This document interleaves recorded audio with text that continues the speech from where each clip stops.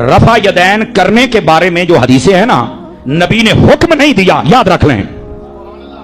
इसको कहते हैं कौली हदीस, कौल कहना, हुक्म ये नहीं है, ये फ़िअली हदीस है।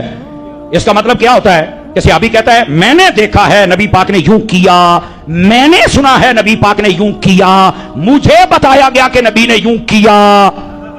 वो ये नहीं दिखा सकता, ये जेलम वाला ये नहीं दिखा सकता कि नबी पाक ने कहा हो कि रफा यदैन करो, मैं बच्चे तेरे सीने पे चढ़ के कह रहा हूं, मैं तुझे दिखाऊंगा।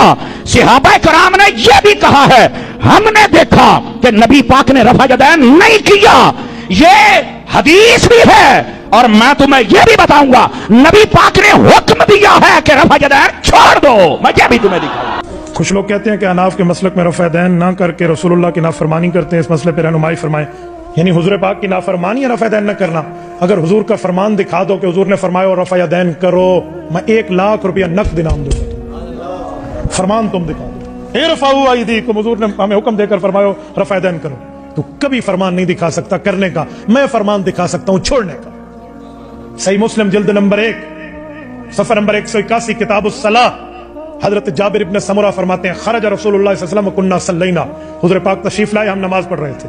हुजूर पाक ने फरमाया माली अराकुम राफ़िई अयदीकुम कअन्नहा अदनाबु खैलिन शुम्स उस्कुनु फिस सलाह, ये तुम शरीर घोड़ों की तरह दुम हिला रहे हो, नमाज में रफ़ा यदैन न करना, सुकून से नमाज पढ़ना। ये पैगंबर की सही हदीस है, सही मुस्लिम है, जिल्द अव्वल है, सफ़ा 181 है, किताबुस सलाह है। रफ़ा यदैन के बारे में कोई ऐसी हदीस मौजूद है तादमे मर्ग? जी, हजरत अली ने जब रफ़ा यदैन का तरीका सिखा दिया तो हजरत अली से बढ़कर सुन्नत का आमिर कौन था? जामिया तिरमिज़ी और इब्न माजा में मौजूद है कि हजरत अली अलैहिस्सलाम ने नमाज का तरीका सिखाया कि नबी अलैहिस्सलाम जब नमाज शुरू करते तो रफ़ा यदैन करते, रुकू में जाते तो करते, रुकू से सर उठाते तो करते। बस ये एक हदीस आपके 50 शैतानी वसवसों का जवाब देगी जो आपको हनफियों ने डाले हुए हैं। वफात तक साबित करो, खुलफाए राशिदीन से साबित करो, आखिरी नमाज साबित करो। आखिरी नमाज 30 साल बाद ही नमाज मौला अली दी तुम दस रहा मैं दस हूं जाओ ना चो पुराने सवाल लैके बाबे को जिंदा हो को नवी पख छोड़ो।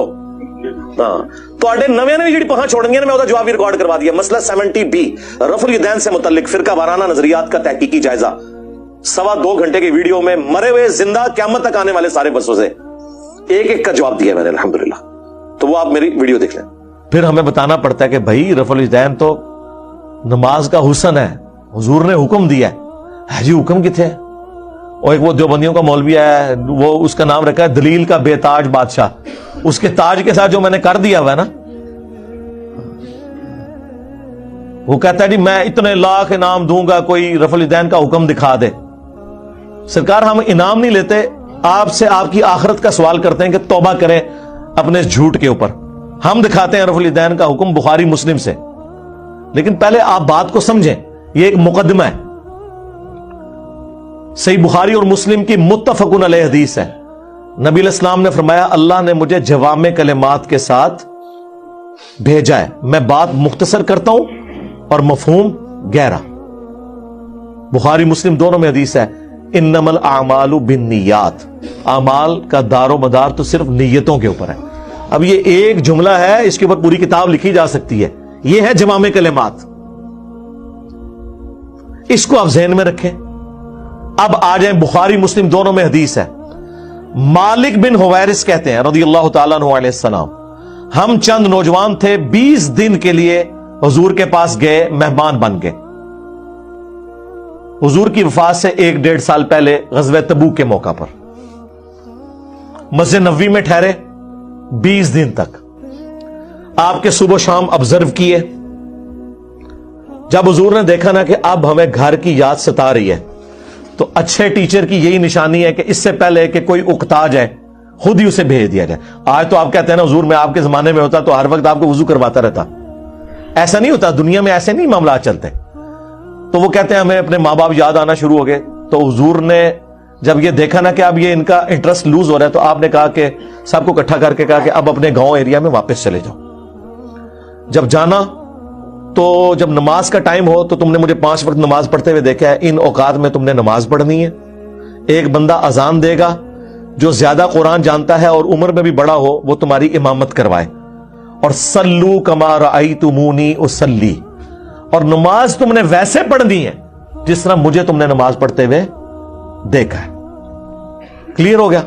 ये जुमला आप किसी इंटरनेशनल अदालत में भी ले जाएं, تو وہ آپ کے علماء کی جہالت کے اوپر ہنسیں گے کہ اس کے بعد رسول اللہ کو یہ کہنے کی ضرورت ہے کہ جب نماز شروع کرنا تو ہاتھ کانوں تک اٹھانا، جب رکوع میں جانا تو ہاتھ کانوں تک اٹھانا، جب رکوع سے سر اٹھانا تو ہاتھ کانوں تک اٹھانا، سبحان ربی العظیم رکوع میں پڑھنا، سبحان ربی العلی سجدے میں پڑھنا، فجر کے 2 فرض پڑھنا، زور کے، یہ سارا کچھ آپ کو کہنے کی ضرورت ہے جو لوگ 20 دن سے حضور کو دیکھ رہے ہیں۔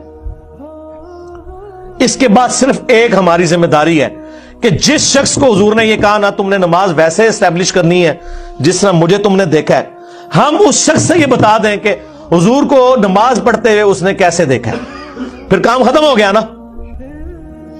رفع الیدین کا حکم آ جائے گا نا بیچ میں، جب آپ نے کہا تم نے نماز اس طرح پڑھنی ہے جس طرح مجھے پڑھتے ہوئے دیکھا، جوامع کلمات ہو گئے۔ تو سرکار مالک بن حویرث سے پوچھ لیں، بخاری مسلم دونوں میں موجود ہے کہ مالک بن حویرث رضی اللہ تعالیٰ عنہ کہتے ہیں کہ جب نبی علیہ السلام نماز شروع کرتے تو دونوں ہاتھ کانوں تک اٹھاتے۔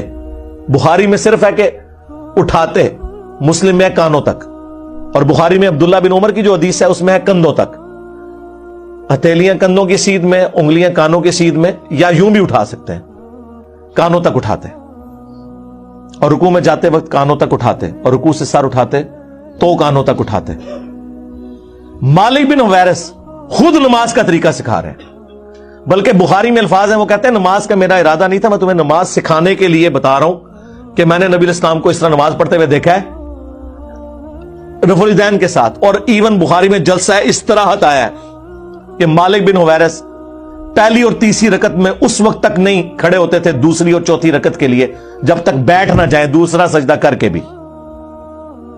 ویسے تو الگ سے بھی بخاری میں حکم ہے، نبی علیہ السلام نے ایک تیزی سے صحابی کو نماز پڑھتے ہوئے دیکھا تو فرمایا دوبارہ پڑھو، تم نے نماز نہیں پڑھی۔ 3 دفعہ ہوا تو چوتھی دفعہ آپ نے جب اس کو نماز کا طریقہ سکھایا تو اس میں آپ نے فرمایا پوری تفصیل کے ساتھ ہے، جب آپ سجدے پہ پہنچے فرمایا پہلا سجدہ کرو پھر سکون سے بیٹھ جاؤ، پھر دوسرا سجدہ کرو پھر سکون سے بیٹھو، اور پھر اگلی رکعت کے لیے کھڑے ہو۔ اس میں جلسہ استراحت کا ذکر موجود ہے۔ مالک بن حویرث کہتے ہیں میرا ارادہ نہیں تھا، میں صرف نماز سکھانے کے لیے تمہیں بتا رہا ہوں۔ اور مالک بن حویرث وہ ہیں جو حضور کی وفات سے 1-1.5 سال پہلے مسلمان ہوئے ہیں، اور آپ کو دیوبندی بریلوی حنفی یہ کہانی کرا رہے ہیں جی مکے میں رفع الیدین ہوتا تھا، مدینے میں منع ہو گیا، اور رفع الیدین کے جتنے راوی ہیں نا میجورٹی وہ ہیں جو فتح مکہ کے بعد مسلمان ہوئے ہیں، ہجرت مدینہ نہیں، فتح مکہ کے بعد 8 ہجری کے بعد۔